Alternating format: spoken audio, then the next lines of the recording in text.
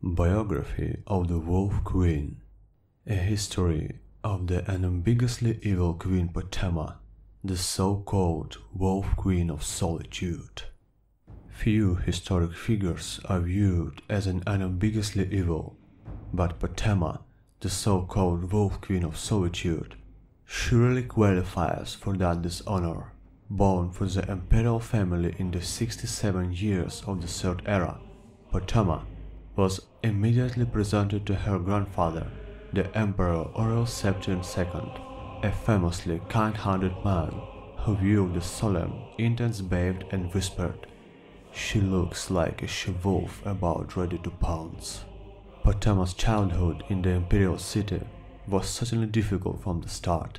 Her father, Prince Pelagius Septim, and her mother, Kizara, showed little affection for their brood. Her eldest brother, Antichos, 16 as Potema's birth, was already a drunkard and womanizer and famous in the empire. Her younger brothers, Sephoros and Magnus, were born much later, so for years she was only child in the imperial court. By the age of 14, Potema was a famous beauty with many suitors, but she was married to sentimental relations with King Mantimarco of the Nordic Kingdom of Solitude. She entered the court, it was said, as a pawn, but she quickly became a queen.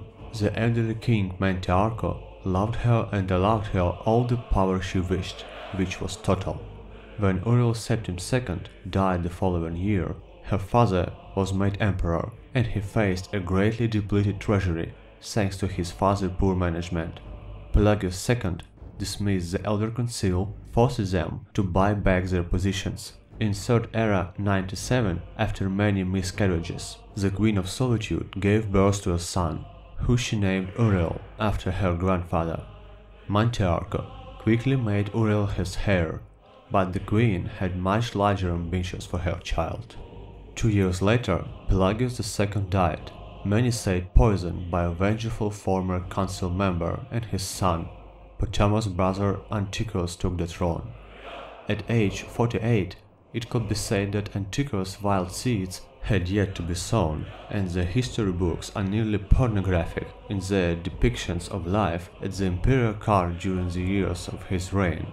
Potema, whose passion was for power and fornication, was scandalized every time she visited the imperial city. Mantiarco, king of Solitude, died the springtide after Pelagius II. Aurel ascended to the throne, ruling jointly with his mother. Doubtless, Aurel has a right and would have preferred to rule alone, but Potema convinced him that his position was only temporary. He would have the empire, not merely the kingdom. In Castle Solitude, she entertained dozens of diplomats from other kingdoms of Skyrim, sowed seeds of discontent. Her guest list over the years expanded to include kings and queens of High Rock and Morrowind as well. For 13 years, Antiochus ruled Tamriel, and proved an able leader despite his moral laxity. Several historians point to prove that Potema cast the spell that ended her brother's life, but evidence one way or another is lost in the sands of time. In any event, both she and her son Aurel were visiting the imperial court in Third Era 112 when Antiochus died, and immediately challenged the rule of his daughter and heir, Kantira. Potema's speech with the elder council is perhaps helpful to students of public speaking. She began with flattery and self-abasement. "My most august and wise friends, members of the elder council, I am but a provincial queen, and I can only assume to bring to issue what you yourselves must have already pondered." She continued on to praise the late emperor, who was a popular ruler in spite of his flaws. He was a true Septim and a great warrior, destroying, with your counsel, the near-invincible armada of Pandonia. But little time was wasted before she came to her point. "The Empress Magna unfortunately did nothing to temper my brother's lustful spirits. In point of fact, no war in the slums of the city spread out on more beds than she. Had she attended to her duties in the imperial bedchamber more faithfully, we would have a true heir to the empire. not the half-wit, milks of bastards who call themselves the Emperor's children. The girl called Kintira is popularly believed to be daughter of Magna and the captain of the guard. It may be that she is the daughter of Magna and the boy who cleans the cistern. We can never know the certain, not as certainly as we can know the lineage of my son Uriel, the last of the Septim dynasty. But despite Potema's eloquence, the Elder Council allowed Kintira to assume the throne as the Empress Kintira II. Potema and Uriel angrily returned to Skyrim and began assembling the rebellion. Details of the War of the Red Diamond are included in other histories. We need not recount the Empress Kintira II capture and eventual execution in High Rock in the year Third Era 114, nor the ascension of Potema's son, Uriel III, 7 years later. Her surviving brothers, Sepphoros and Magnus, fought the emperors and his mother for years, tearing the empire apart in a civil war. When Uriel III fought his uncle Sepphoros in Hammerfell at the Battle of Ichedag in Third Era 127, Potema was fighting her other brother, Uriel's uncle Magnus, in Skyrim at the Battle of Falkenstar. She received word of her son's defeat and capture, just as she was preparing to mount an attack on Magnus' weakest flank. The 61-year-old Wolf Queen flew into a rage and led the assault herself. It was a success, and Magnus and his army fled.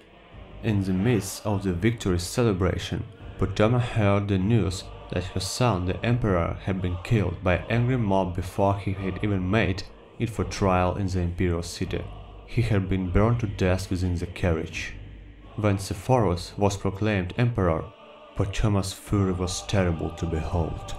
She summoned Daedra to fight for her, had her necromancers resurrect her fallen enemies as undead warriors, and mounted an attack after attack on her forces of the Emperor Sepphoros I. Her allies began leaving her as her madness grew, and her only companions were the zombies and skeletons she had amassed over the years. The kingdom of Solitude became a land of dead.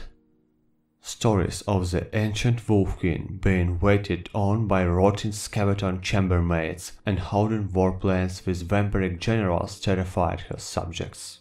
Potema died after a months-long siege of her castle in the year Third Era 137, of the age of 90s. While she lived, she had been the Wolf Queen of Solitude, daughter of the Emperor Pelagius II, wife of King Mantiarco, aunt of the Empress Kintira II, mother of Emperor Uriel III, and sister of the Emperors Antiochus and Sepphoros. 3 years after her death, Antiochus died, and his and Potema's brother Magnus took the throne. Her death has hardly diminished her notoriety.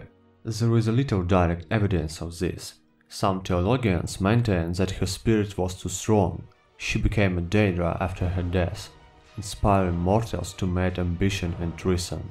It is also said that her madness so influenced Castle Solitude that it is infected the next king to rule there.